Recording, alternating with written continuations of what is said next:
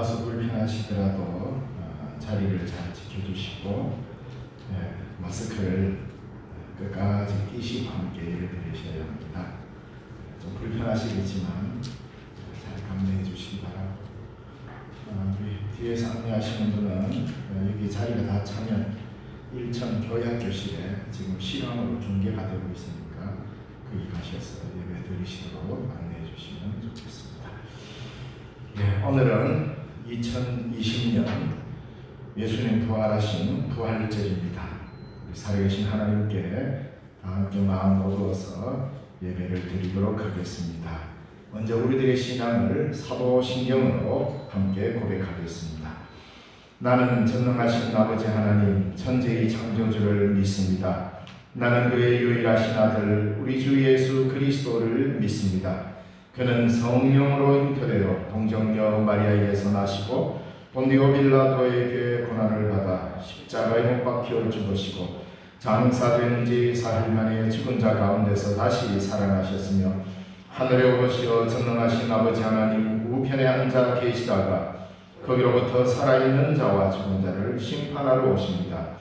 나는 성령을 믿으며 거룩한 공교회와 성도의 교제와 죄를 용서받는 것과 몸의 부활과 영생을 믿습니다. 아멘. 찬송가 169장 찬송드리겠습니다. 이 찬송 드린 뒤에 박예수 장로님 기도하시겠습니다.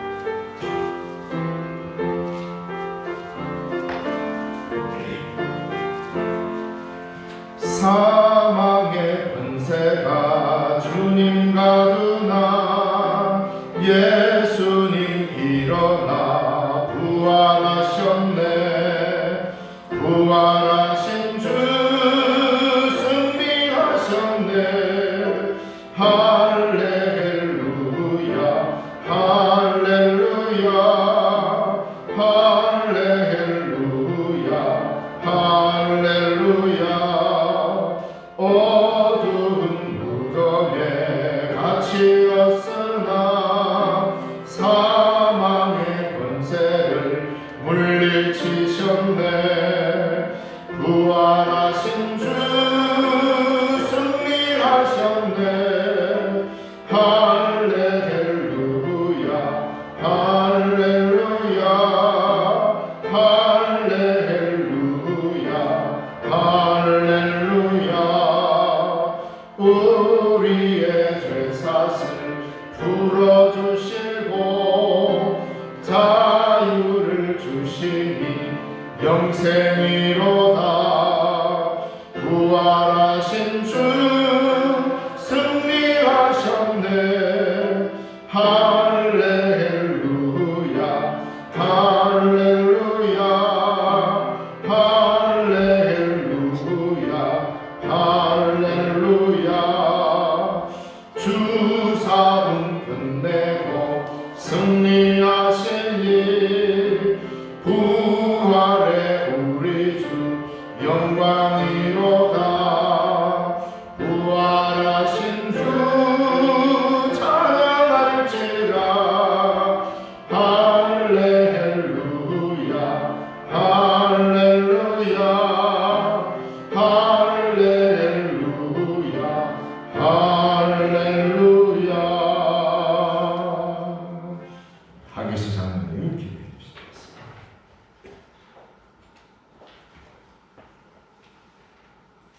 거룩하신 아버지 하나님, 감사와 찬송과 영광을 주기를 하나님 앞에 드립니다.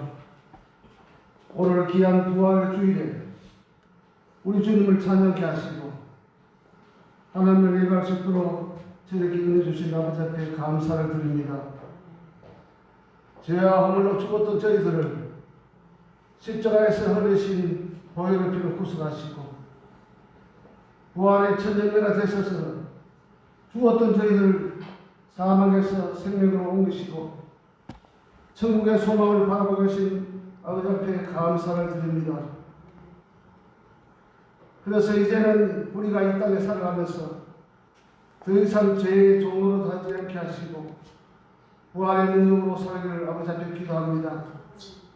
죽음의 두려움과 미래에 대한 두려움, 걱정 그것이 우리를 지배하지 않게 하시고 주님께서 승리하신 그 길로 잘 따라가는 승리하는 저희 되게 인도하여 주옵소서.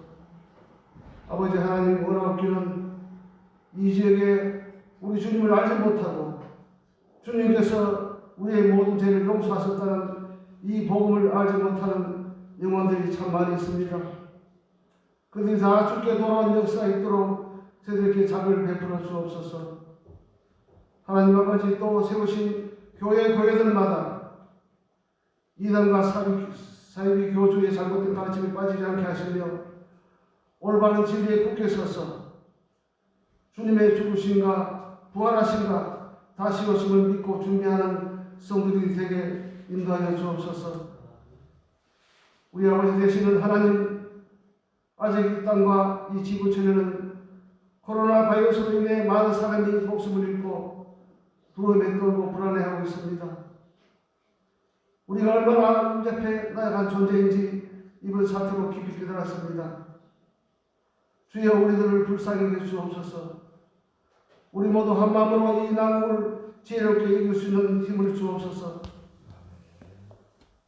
오늘 말씀을 전하시는 목사님과 함께 하셔서 선포되는 말씀에 성령의 감동 있게 하시고 듣는 모두가 변화되는 놀라운 은혜가 있게 하옵소서. 아버지 하나님, 오늘은 부활절인데 우리의 마음을 엄습하고 있는 코로나 때문에 우리에게 기쁨이 없습니다. 하나님 아버지여, 우리 부활하신 주님을 생각하면서 오늘 또 아버지를 찬양하는 이 예배 시간에 되게 인도하여 주옵소서. 모든 영광을 주님께 돌리오며 부활하신 예수 그리스도의 이름으로 기도하옵나이다.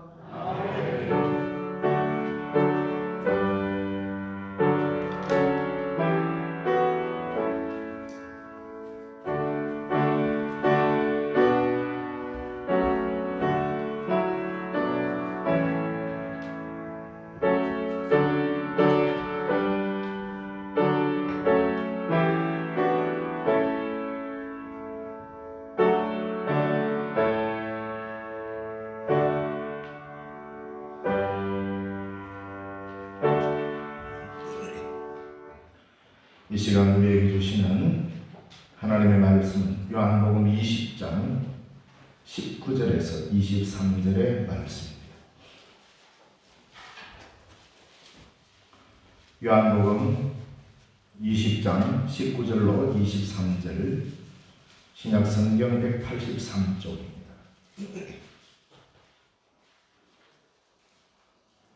봉독해드리겠습니다.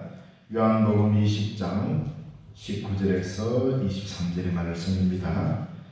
이날 곧 안식 후 첫날 저녁 때에 제자들이 유대인들을 두려워하여 모인 곳에 문들을 닫았더니 예수께서 오사 가운데 서서 이르시되 너희에게 평강이 있을지어다. 이 말씀을 하시고 손과 옆구리를 보이시니 제자들이 주를 보고 기뻐하더라. 예수께서 또 이르시되 너희에게 평강이 있을지어다. 아버지께서 나를 보내신 것 같이 나도 너희를 보내노라. 이 말씀을 하시고 그들을 향하사 숨을 내쉬며 이르시되 성령을 받아라. 너희가 누구의 죄든지 사하면 사하여질 것이요 누구의 죄든지 그대로 두면 그대로 있으리라 하시니라. 아멘.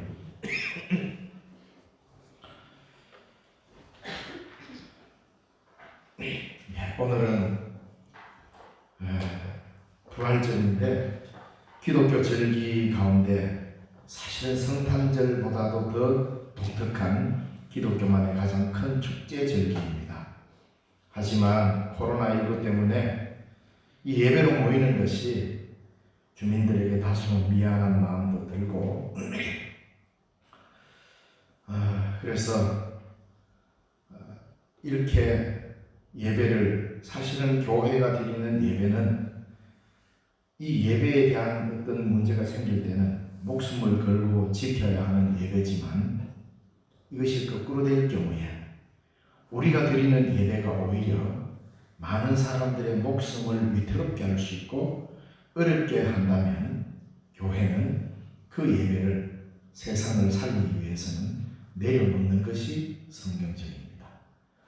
그리스도인에게 있어서 가장 큰 특권은, 그리고 가장 큰 의무는 예배를 드리는 겁니다. 가장 소중한 이 예배를 세상 사람들의 생명을 살리기 위해서 내려놓을 때, 이것이 바로 하나님의 사랑의 증거요, 이것이 그리스도 교회에 있어서 복음의 정수입니다. 왜? 복음은 사람을 살리기 위한 복음이기 때문입니다. 그래서 목사인 저도 오늘 부활절 예배를 드리면서 이곳에 있는 주민들에게 다소 미안한 마음이 들기도 합니다. 그러면서도 오늘 함께 예배 모였는데, 바로 이렇게 우리 교회가 지혜롭게 행동한다면 코로나19보다 더한 일이 오더라도 나라와 민족을 살려낼 수 있는 큰 능력을 소유한 교회가 되지 않을까 생각합니다. 그래서 오늘 예배 드리는 시간에 마스크를 끝까지 끼고 드리는 것이 불편할 수 있고 힘들지만, 고난주간 한 주간을 보내면서 또 우리 많은 생각을 했을 것입니다. 그래서 어쨌든 여러분들이 잘 지켜주시고 또 잘 협력해 주셔서 여기까지 온 줄 압니다. 여러 사람들의 비판과 지적을 겸허히 받아들여야 하겠지만, 어쨌든 세계가 한국을 주목하고 있는 것은 사실입니다. 이때 우리 한국 교회가 조금 더 우리들의 권리가 아니라 우리들의 권리를 되찾고자 힘을 쓰는 것이 아니라 국민들의 생존권을 세워주어서 한국 교회도 여러 나라에, 세계 여러 나라들에게 귀감이 되었으면 얼마나 좋을까 하는 생각을 해봅니다. 전 세계가 한국을 주목하고 있습니다. 한국의 위상이 높아지고 한국의 문화가 세계를 강타하고 한국의 의료 기술이 빛을 발하고 한국의 시민의식이 세계 시민의 표준이 되는 것처럼 칭찬받고 있는 이때를 우리가 살고 있습니다. 아무리 생각해도 우리나라 대단한 사람들입니다. 정말 멋지고 아름다운 나라입니다. 그런데 목사님, 저는 여전히 걱정되는 두 곳이 있습니다. 바로 한국 교회와 한국 국회입니다. 세계적으로 주목받고 세계적으로 박수받고 칭찬받는 이때에, 저 틈바구니에 우리 한국의 교회가 세계들로부터 칭찬받으면 어떨까? 얼마나 좋을까? 이 생각을 해봅니다. 그래서 약간의 늦은 감은 있지만 서로에 대한 철저한 배려로 이 땅의 교회도 온 세상에 한국의 위상이 높아지고 다 소문나는 이때에, 한국에는 교회도 정말 잘하더라, 이것까지 같이 더해진다면 더할 나위 없이 선교의 놀라운 역사가 일어날 텐데, 그렇지 못한 교회들이 종종 보여서 참 안타깝기는 합니다. 그러나 비난만은 할 수가 없습니다. 우리 모두는 한국교회를 사랑해야 하고 이민족을 사랑해야 되고 국회를 사랑해야 합니다. 그래서 바로 이 두 곳이 바뀌어지려면 한국의 그리스도인들이 가져야 할 역사의식과 참여의식으로만 바꿀 수 있습니다. 그리고 교회를 사랑하는 뜨거운 눈물과 나라와 민족을 아끼는 배려의 마음이 병행되어야만이 이 두 자리는 바뀔 수 있을 것이고 세계의 위상을 높이는 한국 교회와 한국의 정치가 될 것이라 여깁니다. 이 일에 우리 그리스도인들은 무한한 책임을 갖고 있다는 것을 항상 염두에 두어야 합니다. 오늘 본문의 말씀을 우리가 읽었습니다. 예수님께서 부활하신 뒤에 가장 먼저 제자들을 찾으시는 장면이 이 요한복음 오늘 이 본문입니다. 그래서 오늘 본문으로 사실은 아마 여러 번 설교를 했습니다. 요한복음 강의할 때도 했고 심야 기도할 때도 했는 것 같기도 하고, 또 곳곳에서 이 본문을 가지고 몇 번 설교를 한 적이 있습니다. 근데 오늘 이 본문을 읽으면서 코로나19와 한국의 상황, 오늘 우리들의 상황을 가만히 생각해 보니까 부활절이면서도 오늘 이 본문으로 설교하는 것이 저에게는 가장 적합하겠다 여기서 한 주간 묵상하면서 설교를 준비했습니다. 그래서 코로나19 바이러스 때문에 마음 놓고 만날 수 없는 이 안타까움을 극복하고자 우리는 이 말씀을 깊이 한번 묵상하고 그리고 설교를 준비하면서 우리가 사회적 거리를 둔다고 하면서 나도 모르게 마음에 벽이 생겨서 서로 멀리해버리는 이런 일은 없는가, 그것 한번 생각해 봤습니다. 자, 몇 가지 주제를 가지고 오늘 본문을 살필 텐데, 가장 먼저는 부활의 소식을 모르면 예수님의 부활은 아무런 의미가 없습니다. 오늘 이 본문에 보면 21절에 예수께서 또 이르시되 너희에게 평강이 있을지어다. 아버지께서 나를 보내신 것 같이 나도 너희를 보내노라 했습니다. 이 말은 부활은 예수님이 2000년 전에 부활했대 이걸로 그냥 묻어두고 거기서 끝나버리면 부활은 이 지구상에 현실이 되지 않습니다. 왜 오늘 우리가 부활하신 예수님을 알고 그 신앙을 갖게 됐습니까? 누군가가 예수의 부활의 소식을 전해 주었기 때문입니다. 그래서 부활이라고 하는 것은, 부활절이라고 하는 것은 오늘 우리끼리 모여서 부활절 예배 한번 드리면 해결되는 문제가 아니라 죽음의 권세를 이기시고 다시 살아나신 예수 그리스도, 즉 우리에게 마지막은 죽음이 아니고 우리들에게 마지막은 생명이다, 부활이다라고 하는 이 소식을 여러분의 입으로 통하여서 이 죽음을 끝으로 여기는 이 세상 한가운데 이 소식을 전해야만 바로 그 전해지는 자리에 그리스도가 현존하게 되는 것입니다. 이래서 부활은 소식을 통하여서 항상 현재합니다.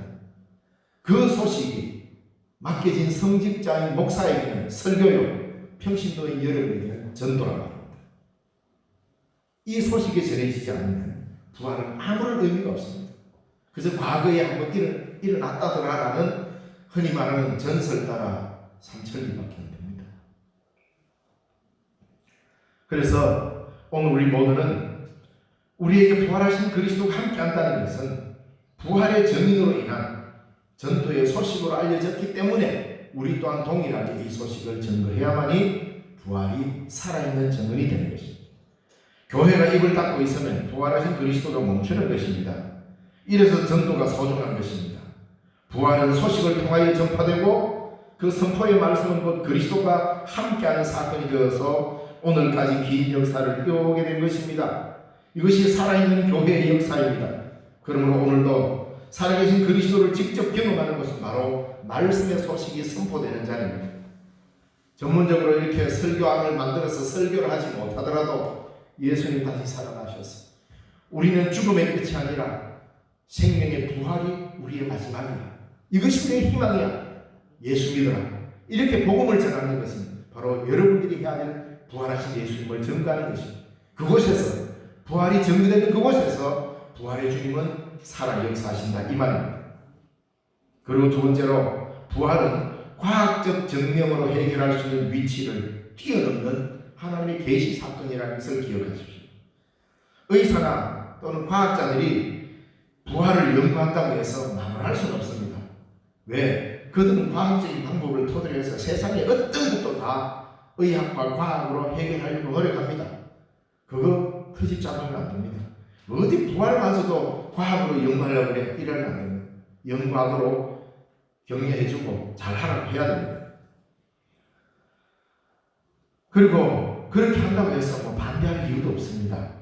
그러나 우주의 역사 한가운데 반복적으로 일어나지도 않는 유일무이한 초월적 사건이, 초월적인 이 계시의 사건이 초월적이지 않는 이 세상 한가운데서 유일무이하게 하나님이 일으킨 사건이 이 부활입니다. 왜냐하면 이 세상 모든 피조물은 생과 사를 반복적으로 경험하고 그 테두리 안에 놓여 있는데 이 생과 사를 뛰어넘는 부활은 이 세상적인 말이 아닙니다. 하나님의 언어라는 것이죠. 그래서 부활이라고 하는 것은 이 세상 안에서 일어나는 세상 안의 일이 아니라 이 세상 안에 유일하게 일으키신 하나님의 초월적 사건이에요. 그래서 이것은 과학은 아무리 발달해도 초월 영역을 연구할 수가 없습니다. 반복적 실험을 통해서 증명을 해내야 되는 이 세상 사건이기 때문에 이 세상의 사건을 연구하는 과학과 역사적 방법으로 예수의 부활을 증명해내는 것은 불가능합니다. 그래서 뭡니까? 오직 믿음으로만 알게 되는 게 부활이라는 말입니다.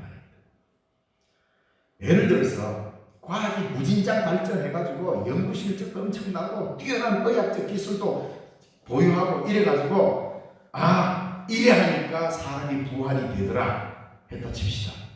예를 들어서 그를 있겠나마는 과학적 방법과 실험을 통해 가지고 예수님이 이렇게 부활했듯이 이런 과학적 절차를 거쳐서 죽은 사람을 이렇게 하면 부활한다라고 해서 예를 들어서 부활했다 칩시다. 그렇게 해서 다시 살아난 사람을 우리는 나의 주 나의 하나님 이라고 고백할 수 있겠냐 말입니다. 불가능하죠. 그래서 우리는 예수님의 부활은 과학적 증명에 놓여진 것이 아니라 우리들의 믿음에 달려있다는 것입니다. 이래서 내가 예수를 믿는다라고 하는 것은 엄청난 선물인 것이죠. 이 부활이 예수님의 부활이 믿어진다는 게 이게 보통이 아니라는 것입니다. 이게 일반적인 사건이 아니라는 것입니다. 셋째로 예수님이 부활했다는 것의 의미는 닫힌 문을 열어 젖힌다는 말입니다.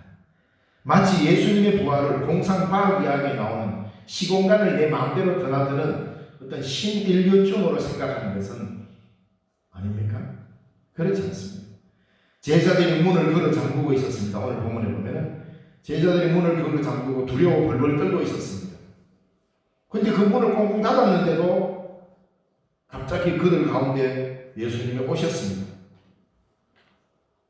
문을 열지도 않았는데 흔히 말하는 벽 뚫고 들어가 버렸습니다. 이러니까 이걸 설명하기가 참 어렵잖아요. 부활하신 예수님이 문들이 닫혔는데 어떻게 들어오는지는 알 수 없지만 제자들 한가운데 있어서 평안하냐? 우리말로 안녕하십니까? 이렇게 하고 있단 말입니다. 자, 이렇게 예수님은 문을 닫았는데 벽을 통과했는데 그러면 영혼만 들어온 겁니까? 부활하신 예수님이 영혼만 들어왔는가? 아닙니다. 그렇기 때문에 기독교는 신앙이 짝퉁이 됩니다. 기독교의 부활은 영혼만 부활하는 이상한 종교가 되어버리게 된다는 것이죠. 그래야 이 말의 의미를 우선 파악해야 됩니다. 먼저는 벽이 있고 문들이 닫혔는데 예수님이 제자들 한가운데 오셨다? 이것은 먼저 어떤 것으로도 막을 수 없는 분으로서 이 세상에서의 절대 주권자, 주체자라는 뜻을 담고 있습니다. 인간이 만들어놓은 어떤 방해물, 어떤 문, 어떤 벽도 부활하신 그리스도는 그것을 초월해서 그것을 극복하고 그것을 꿰뚫고 우리들 한가운데 찾아오신다는 절대 주권자라는 말입니다. 다시 말하면 이 세상의 그 어떤 피조물로 만들어진 이 세상의 그 어떤 피조물로도 그리스도의 부활의 임재를 막을 수 없다는 하나님의 놀라운 선언이 바로 문들이 닫혔지만 제자들 한가운데 오셨다라는 이 표현을 쓰고 있는 겁니다. 이것이 부활하신 주님의 현재하는 놀라운 사건인 것이죠. 세상의 것으로는 그 어떤 것으로든 부활하신 예수님을 막을 수 없다는 것입니다. 모든 장애물을 극복하고 우리에게 오시는 유일하신 분, 부활하신 예수 그리스도라는 그 말입니다. 그리고 넷째로 예수님의 부활은 영혼만이 아니라 육체의 부활과 함께 이루어졌다는 것을 이야기합니다. 손과 옆구리를 보이시면서 27절에 오늘 본문을 지나지만 27절에 보면은 도마에게 이르시되 내 손가락을 이리 내밀어 내 손을 보고 내 손을 내밀어 내 옆구리에 넣어보라. 그리하여 믿음 없는 자가 되지 말고 믿는 자가 되라라고 할 때 손을 넣어보라. 도마의 손가락 이 육체가 부활하신 예수님의 몸을 느끼는 육체였습니다. 자, 근데 여기서 우리가 자칫 잘못하면 오해하기 쉽습니다. 먼저 이야기할 것은 우리 기독교는 영혼과 육체를 분리시키지 않습니다. 언제나 하나입니다. 부활하신 그리스도의 손과 옆구리를 보고 기뻐한 제자들의 모습은, 부활의 기쁨은 십자가의 고난이 전제되어 있다는 것을 항상 염두에 두어야 합니다. 십자가에서 이 육체가 못 박히고 고통당한 그 육체가 하나님의 크신 능력으로, 은혜로 부활이 된 것입니다. 그러니까 우리의 전체가 부활하는 겁니다. 영혼만 다시 살고 육체는 딴 데 가는 게 아니라 영과 육이 하나 되는 이 통일적이고 전체적인 부활이 우리에게 일어난다는 것입니다. 부활한 우리는 지금 오늘 이 육체가 다시 소생하는 게 아닙니다. 그 본문은 어디에 들었냐면 요한복음 11장에 보면 죽은 나사로가 4일이나 됐는데 무덤에 갇혀 있었습니다. 근데 예수님이 다시 살렸어요. 그거는 나사로의 부활이 아닙니다. 많은 사람들이 나사로의 부활을 그러는데 나사로의 소생입니다. 여전히 다시 죽을 수밖에 없는 육의 몸을 입고 나왔잖아요. 나사로가 예수님이 무덤에서 불러내고 다시 살린 뒤에 그는 영원히 사는 게 아니라 그 육체는 여전히 또 죽음을 경험하는 것으로 갑니다. 잠시 소생한 거죠.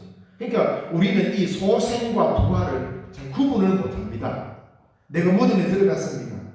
그러면 그대로 뭔가 분자들이 결합해가지고 내 몸에 있는 무슨 분자들이 결합하고 뭐 이래가지고 내 몸으로 다시 샥 모아져가지고 이렇게 돼가지고 지금의 이 육체를 그대로 다시 복원하는 소생은 부활이 아닙니다.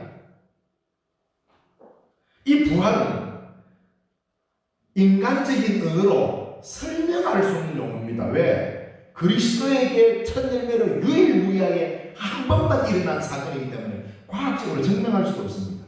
그런데 믿음 안에서 약속하셨습니다.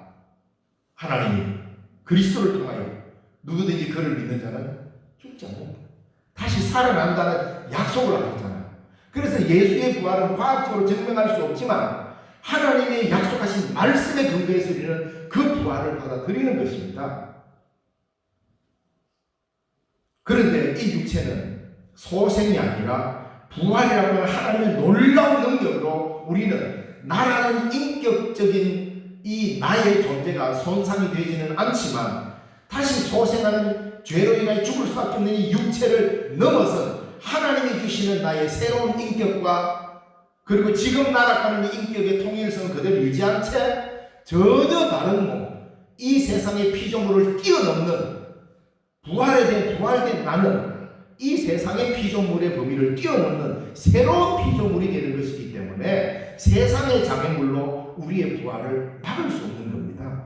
그래서 이 부활의 놀라운 신비는 말로 다 표현할 수 없는데 이것을 우리에게 선물로 주셨습니다. 왜? 인간은 그것을 스스로 이룰 수가 없기 때문에. 이게 부활신앙입니다. 부활은 다시 죽었던 이 몸이 소생한다면 여러분 그럴 것 같으면 젊을 때 죽죠. 저는 그렇게 생각합니다. 마치 이 몸이 다시 소생해서 살아난다면 나이 들어서 죽으면 나이 들어서 죽은 채로 살아나잖아요. 이미 기독교의 부활이 이상해집니다. 여러분이 그러면 나이 들어서 죽으면 나이 들어서 죽은 몸으로 다시 소생할 겁니까? 아 그러면 나는 부활한 뒤에는 젊게 살아야지 한다고 젊었을 때 일찍 죽을 겁니까? 예수님이 내 옆구리와 손을 만져보라 하신 것은 무엇이냐면 고난당하신 십자가에서 고난당하신 예수 그리스도와 부활하신 예수 그리스도는 동일한 분이다라는 인격적 연결성과 부활은 반드시 십자가의 고난을 이겨내고 난 이후에 나온 것입니다. 그래서 오늘 우리가 예수의 십자가를 지고 그리스도의 길을 걸어가고 있는 거 아닙니까?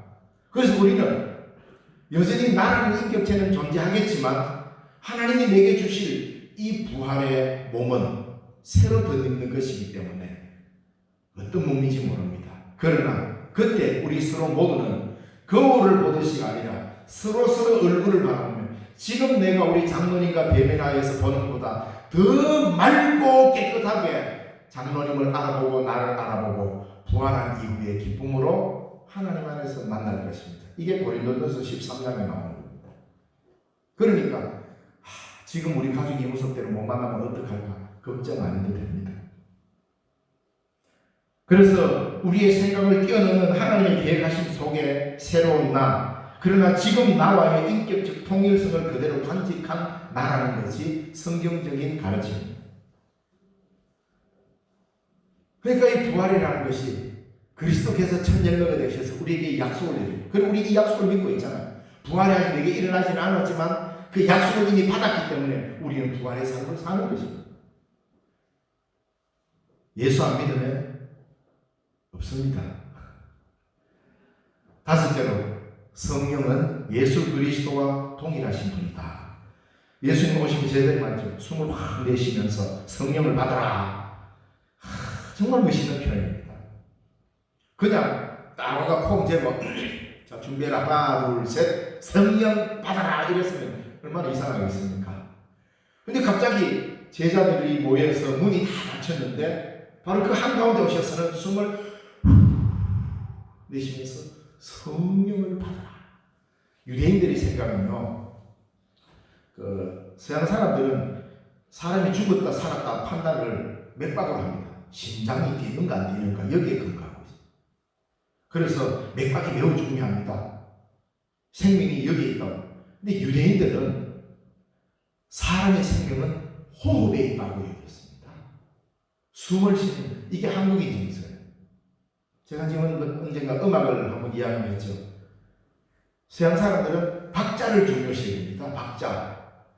그래서 4분의 4박, 8분의 6박, 박자가 어디서 나왔습니까? 서양 음악에서 왔습니다. 그래서 그들은 탁탁 떨어지는 박자를 중요시 합니다. 그래서 음악에도 한미성이 들어갑니다. 근데 우리나라 음악은 박자 없습니다. 어떻게 해요? 한숨, 두숨이라고. 노래의 가락의 길이를 한숨, 두숨이라고 표현합니다.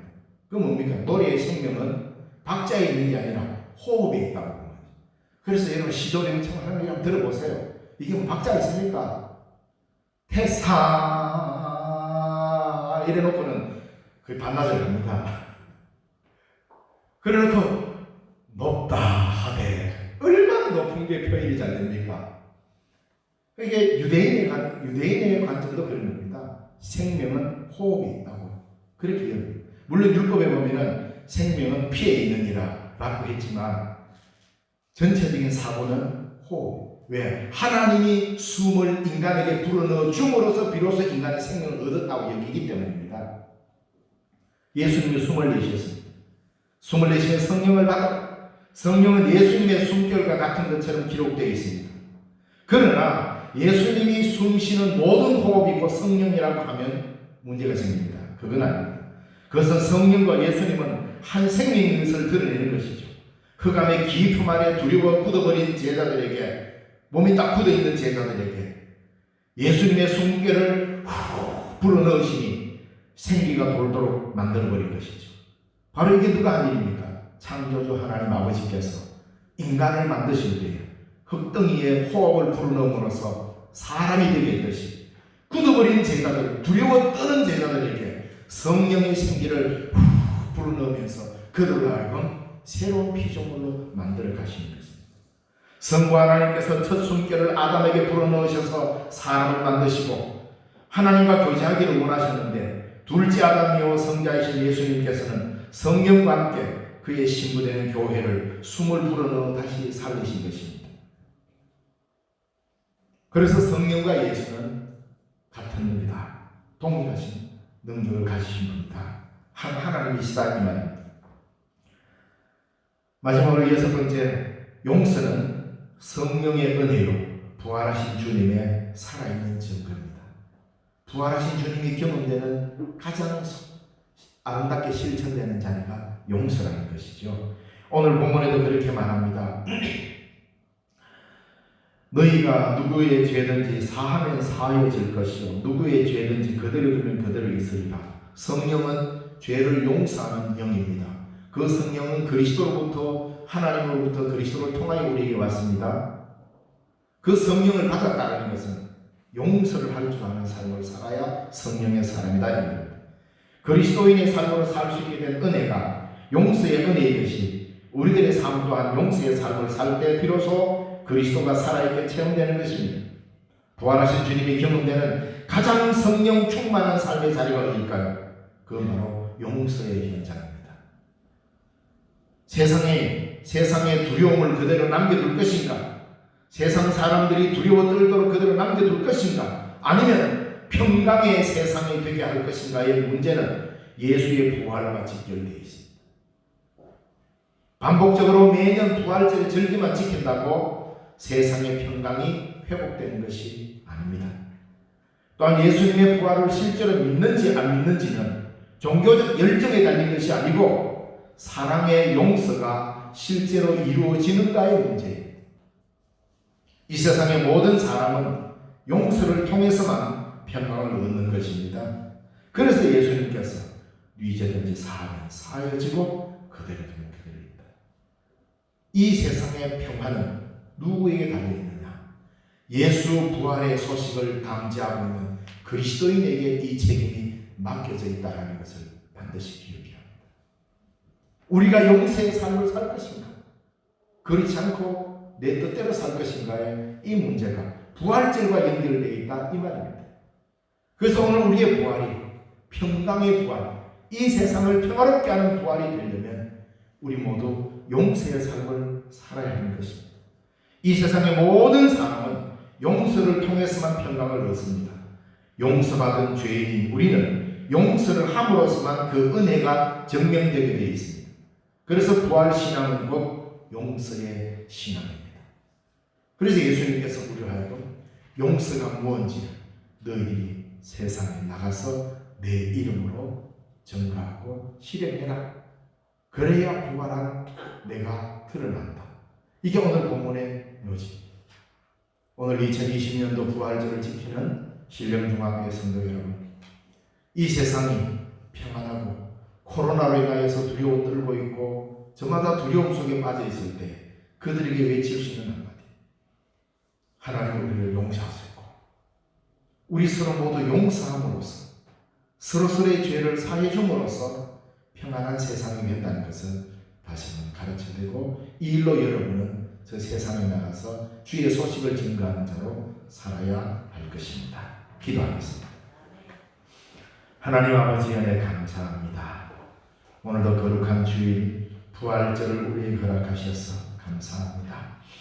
사망의 권세를 깨뜨리시고 부활의 산 소망으로 우리에게 오셔서 이 세상에서의 마지막은 죽음이 아니라 그 죽음을 이겨내는 부활이라는 것을 우리에게 희망으로 주신 주님, 이 부활을 믿으며 약속으로 받았고 이 땅에서 용서하면서 평강의 길로 부활의 삶을 살아가도록 불러주셨사오니 우리 교회가 그 책임을 다할 수 있도록 도와주옵소서. 오늘도 우리 예배를 받으시는 주 예수님 이름으로 기도드리옵나이다. 아멘. 찬송가 161장 찬양드리겠습니다.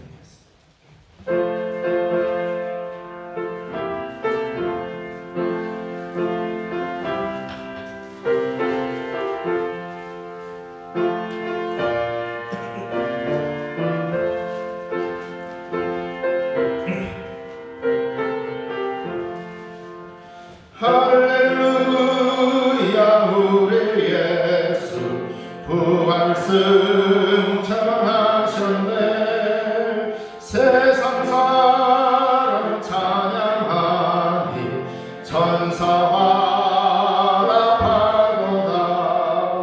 구주 예수 부활하사 사망 권세 이겼네. 구주 예수 부활하사 사망 권세 이겼네. 할렐루야 우리 예수 왕의 왕이 되시고 우리들의 중보 되신 성령 증거하시네. 구주 예수 부활하사 첫 열매 되셨네. 구주 예수 부활하사 첫 열매 되셨네. 할렐루야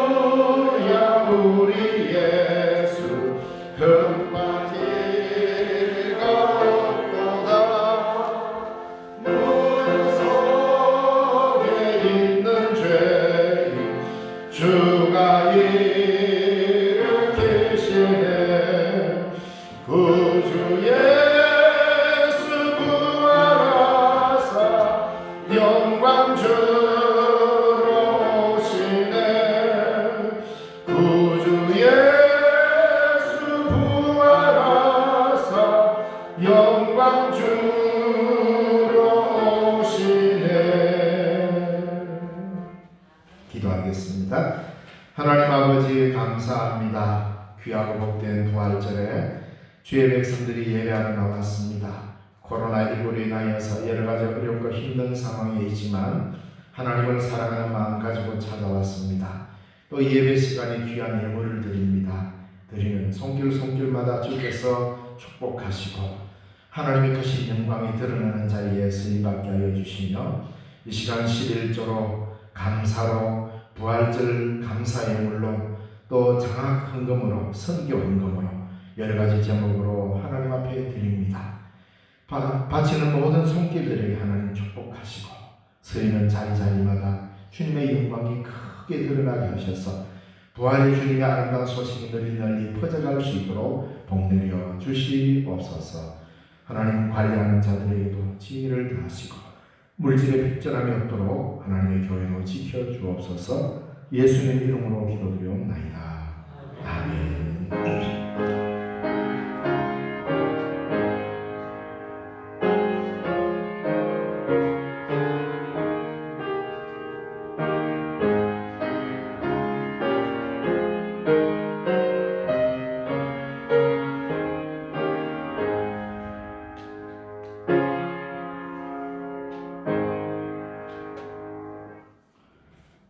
교회 소식 알려드리겠습니다. 오늘은 부활절입니다. 코로나19 극복을 위해서 그리스도의 고난에 동참하는 마음으로 고난주간에 하루 한 끼 금식하시며 기도에 동참하신 분들께 감사를 드립니다.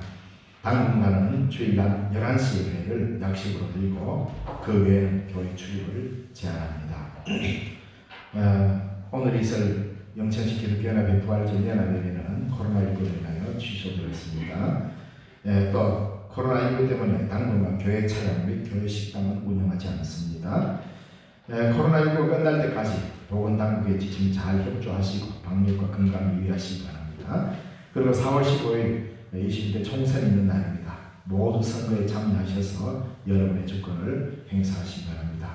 그리고 나가실 때 부활절 계란, 맛있게 구운 계란입니다. 계란과 떡이 준비되어 있습니다. 맛있게 드시고 식당이 운영하지 않으니까 가져가셔서 집에서 맛있게 드시기 바랍니다.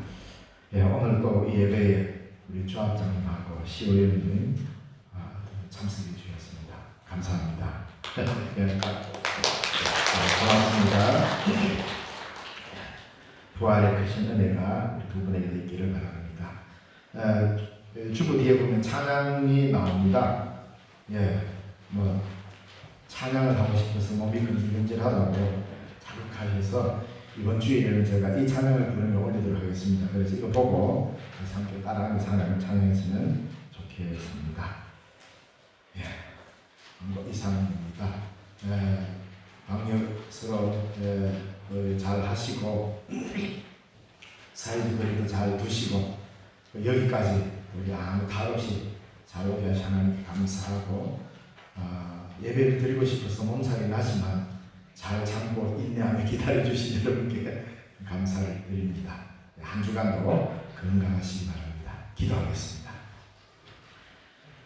지금은 우리 주 예수 그리스도의 그 크신 은혜와 하나님 아버지의 지극하신 사랑과 성령님의 위로교통 충만케 하시는 은혜가 오늘도 주의 말씀을 듣고 예배하며 부활의 산 소망으로 살기로 다짐하는 주의 사랑하는 백성들 머리머리 위에 이 나라와 이 민족 한국교회 위에 이제로부터 영원까지 항상 함께 계시옵기를 간절히 축원하옵나이다. 아멘.